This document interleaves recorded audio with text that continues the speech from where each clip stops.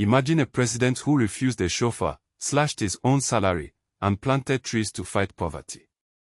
This is not a fairy tale, it's the real story of Thomas Sankara, the revolutionary leader of Burkina Faso. Africa's history is filled with such extraordinary figures, yet their stories are often overlooked. Today, we bring them into the spotlight. In 1983, Thomas Sankara took power in a bloodless coup and immediately began transforming his country. He renamed it Burkina Faso, meaning land of upright people, and launched one of the most radical social experiments in history. He vaccinated millions, built schools, and empowered women. But his most shocking act was refusing foreign aid. Sankara believed Africa could stand on its own. He drove the cheapest car in the government fleet and forced officials to do the same. His policies lifted millions out of poverty, but they also made him enemies. On October 15, 1987, he was assassinated in a coup orchestrated by his closest ally. His legacy, however, lives on. Across Africa, young activists wave his image at protests, demanding change. Then there's Nelson Mandela, a name known worldwide. But few know the full extent of his sacrifice. Locked in a tiny cell on Robben Island for 27 years, he endured brutal conditions.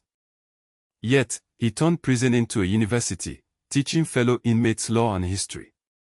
When he finally walked free in 1990, he faced a choice: seek revenge or unite a broken nation. He chose forgiveness, preventing a civil war and becoming South Africa's first black president. But Mandela's story wasn't always celebrated. The US and UK labeled him a terrorist until the day he was released. Wangari Maathai, the first African woman to win a Nobel Peace Prize, fought a different battle. She saw how deforestation devastated Kenya's women, leaving them without firewood or clean water. In 1977, she started the Green Belt movement, planting trees to restore the land.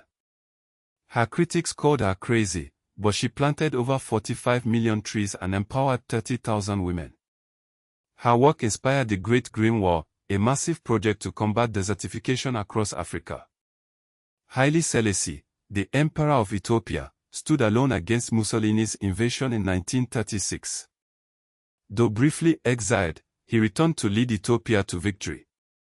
He later founded the Organization of African Unity, a precursor to the African Union. But his reign wasn't without darkness. Critics say he ignored Ethiopia's poverty while living in luxury. Kwame Nkrumah, Ghana's first president, dreamed of a united Africa. He led Ghana to independence in 1957 and championed Pan-Africanism. But his authoritarian turn led to his downfall. Abebe Bikila, the barefoot marathoner, stunned the world by winning gold in Rome without shoes. His victory shattered stereotypes and inspired generations of African athletes. Ellen Johnson Sirleaf, Liberia's Iron Lady, became Africa's first elected female president. A trained economist, she rebuilt a nation shattered by civil war. These heroes were flawed, human, and utterly extraordinary. Their stories challenge us to rethink history and imagine a better future.